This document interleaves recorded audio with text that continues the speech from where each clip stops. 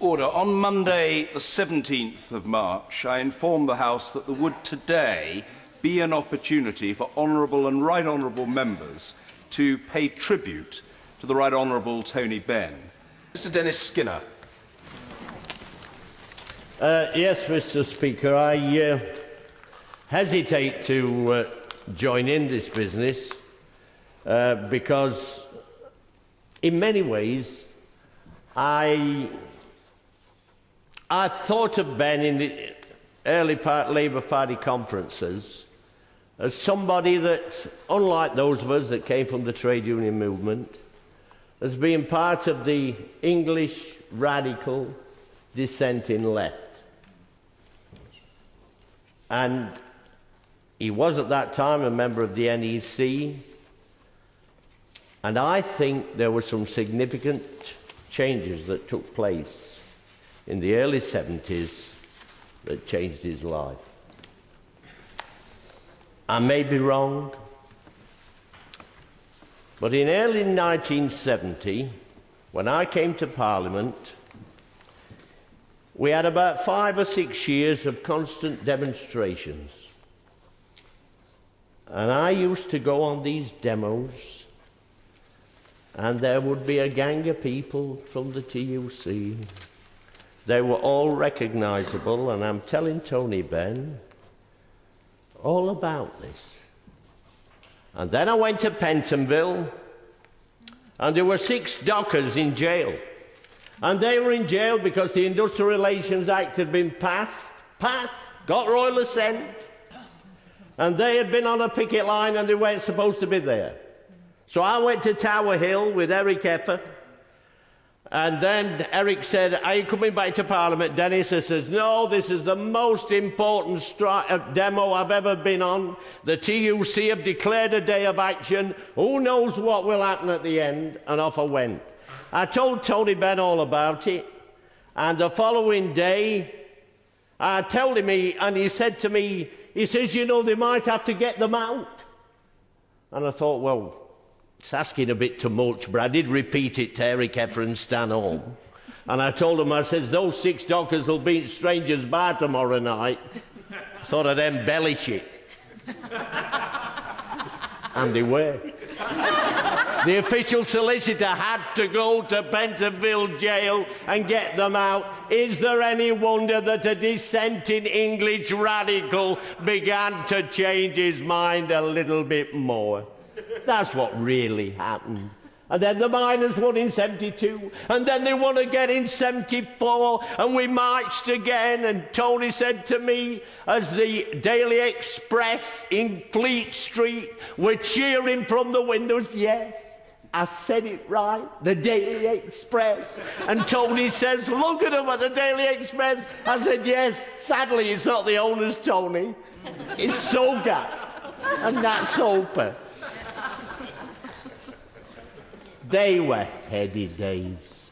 And then the Upper Clyde shipbuilding, which was already mentioned, and so on and on it went. I mean, the truth was that those of us that were in the thick of it knew that it was having a major effect upon it. So let's just examine what we're saying about Tony.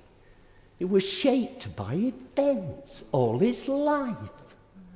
And he lived through it. He had an environment that was different to mine as a kid.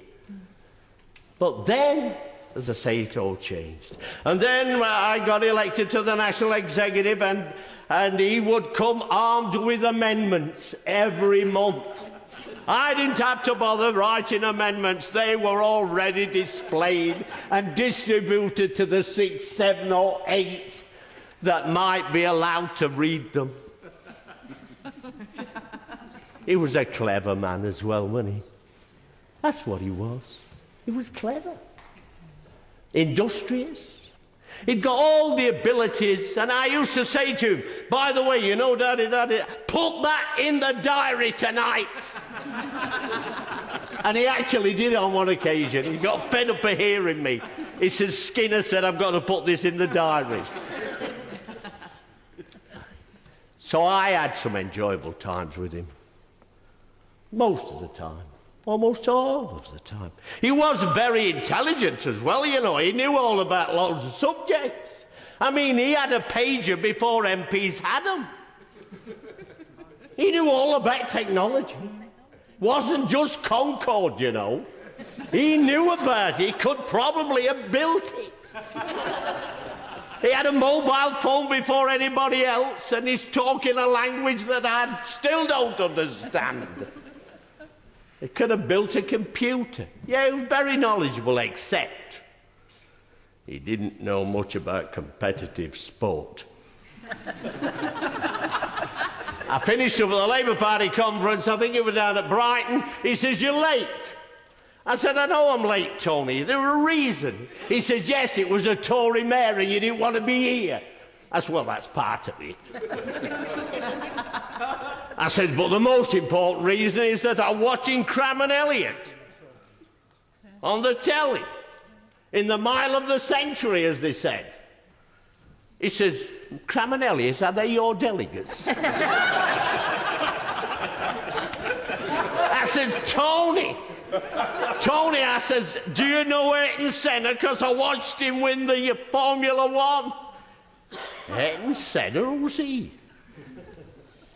I mean, you had to like somebody like that.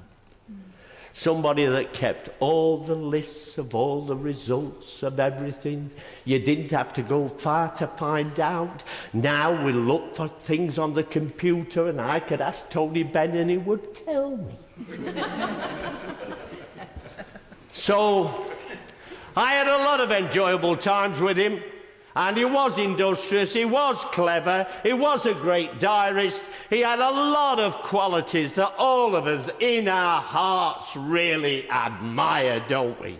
And wish we possessed them all. And that's why I constantly wanted to see him in these last few years. I didn't see him on the last occasion he went to Charing Cross Hospital, but I did last autumn after the Labour Party conference when they told me he'd been in the hospital, out the hospital, back in again. I thought I'd better go. And the day after the conference, I went to find him. And in typical Tony Benn fashion, when I got there, room K was empty. And you fear the worst, and somebody quickly said, "I saw somebody wheeling him down in a wheelchair." And I got outside in a lovely little park in the autumn sunshine, just like his last book. And there he sat in the wheelchair with a fellow who'd helped him with some television business or other, smoking his pipe. And for 3/4 of an hour, the Tony Benn I knew and will always admire was sat in that chair, lighting up 3 times, and we talked about the Labour Party conference. It's one that he'd not been able to attend. He couldn't go, he was in hospital. And so I told him the whole story about what happened. It was a bit biased, but he didn't mind that.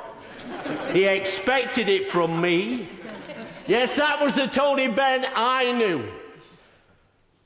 Wonderful man, and we should always remember that.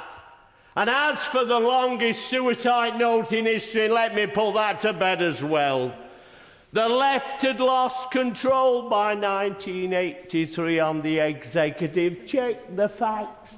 The chair of the election committee was John Golding. You all remember him, don't you? The right had took control. There was only one member of the left on that election executive committee, Eric Heffer, by virtue of being chairman. So I wanted to put that to bed. But I also remember what my honourable friend from Chesterfield said about the election at Chesterfield. What a wonderful campaign. Literally thousands of people came, Labour Party members. I've never seen so many at any by-election. And it was great throughout that whole period of 2 or 3 weeks. And he said to me, when I met him in Chesterfield Market Square, "How do you think things are going?" I said, "Tony, we're going to win." I said, "We've got this army of people coming We've nothing to worry about. There's going to be Elsie Tanner, Tony Booth, the vicar of Everdale Farm. They all came, and I introduced them on the minibus. And then he says, is there anything else I should do, Dennis? I said, yes. Put a tie on. I says, you're the ambassador of a market town. And Tony Benn, the Tony Benn, turned up the following day in a tie. How could I other than love the man?